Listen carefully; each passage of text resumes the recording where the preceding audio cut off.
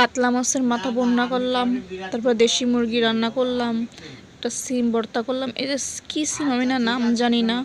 তারপরে দুপুরে হাজব্যান্ড বিরিয়ানি নিয়ে এসেছিলো, ছেলে আর আমি বসে বিরিয়ানি খাচ্ছিলাম। আসসালামু আলাইকুম, কেমন আছেন আপনারা? আলহামদুলিল্লাহ, আল্লাহর রহমতে আমি অনেক ভালো আছি। আমি কড়াই গরম করে পেঁয়াজ দিয়ে নিচ্ছিলাম, পেঁয়াজ দিয়ে একটু ভেজে নিচ্ছিলাম। হালকা ভেজে নেওয়ার পরে গরম মশলা এবং তেজপাতা দুটোই একসঙ্গে দিয়ে আবার একটু ভেজে নিচ্ছিলাম। তারপরে মুরগির মাংসটা পেঁয়াজ বাটা, রসুন বাটা, আদা বাটা, ঝাল বাটা, মানে আমি এটা শিলপাটায় না বেটে নিচ্ছিলাম। তারপরে হলুদ দিয়ে দিচ্ছিলাম, লবণ দিয়ে নিচ্ছিলাম, দিয়ে খুব সুন্দর করে মাখিয়ে নিচ্ছিলাম। তেলটা শুধুমাত্র দিচ্ছিলাম না, কারণ তেলটা গরম মশলাটা আমি আগে থেকে কড়াইতে দিয়ে রাখছি। আমি সবসময় একসঙ্গে মাখিয়ে তারপরে রান্না করি।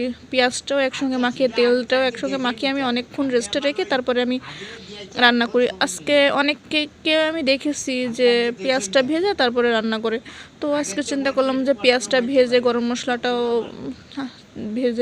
ভেজে তারপরে রান্না করি। সেভাবে রান্না শুরু করে দিলাম। রান্নাটার অনেক মজার ছিল। সুন্দর করে কষিয়ে নিচ্ছিলাম, সুন্দর করে কষিয়ে আলু দিয়ে দিলাম। আর আলু না আরও একটু দেব, কারণ আমাদের ফ্যামিলিতে গোশতের থেকে আলুটা অনেক বেশি পছন্দ করে, সবাই খুব পছন্দ করি আলু। তো সুন্দর করে কষিয়ে নিচ্ছিলাম, পানি দিয়ে কষিয়ে নিচ্ছিলাম। আর এত সুন্দর করে কষিয়ে নিয়েছিলাম, যত সময় ভাজা গ্রান না আসবে। আর আমি গোশটা কষাতে আমার গলে গেছিলো। আমার জালটা কিন্তু লোতে রেখে দিয়েছিলাম, লো হিটে রেখে আমি কষাচ্ছিলাম। অনেক সুন্দর করে কষিয়ে নিচ্ছিলাম। আমি মাঝেও আলু দিয়ে দিয়েছি, সেই ভিডিওটা না দেওয়া হয় নাই। তারপরে পানি দিয়ে নিচ্ছিলাম, সুন্দর করে কষানোর পরে পানিটা দিয়ে নিচ্ছিলাম। পানির পরিমাণ আমি অল্প দিয়ে নিচ্ছিলাম, কারণ আমি গোশটা খুব সুন্দর করে কষিয়ে নিয়েছি এবং নরম হয়ে গেছে, এই জন্য পানির পরিমাণে আমি বেশি দিচ্ছি। অন্য সময় একটু বেশি দেওয়া লাগে দেশি মুরগির জন্য। তো মাঝেও নাড়িয়ে নিচ্ছিলাম। এই যে ছেলে আর আমি বিরিয়ানি খাচ্ছিলাম, এটা আমার বিরিয়ানি ছিল। তো দুপুরে মুরগির মাংসটা রান্না শেষ হয়ে গেছে। তারপরে মাথাটা ভুনা করতেছিলাম, সব প্রকার মশলা দিয়ে আগে পেঁয়াজ ভেজে তারপরে মশলা দিয়ে আমি ভুনা করতেছিলাম। ভুনাটাও দেখতে অনেক সুন্দর ছিল মাশাআল্লাহ। আর এই যে সিমটা কি সিম না আমি জানি না নাম ঠিক মতো।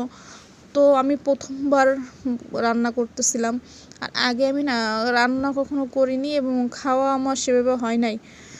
তো সিমটা সুন্দর করে ভেজে নিচ্ছিলাম। হাজব্যান্ডকে জিজ্ঞেস করতেছিলাম কীভাবে রান্না করব। হাজব্যান্ড বলতেছে কি যে আমি তো জানি না, তবু তুমি ভেজে তারপরে ভর্তা করো। তো আমি ভেজে নিচ্ছিলাম, সুন্দর করে ভেজে নিচ্ছিলাম। নরম হয়ে যাওয়ার পরে তারপর মাখাচ্ছিলাম।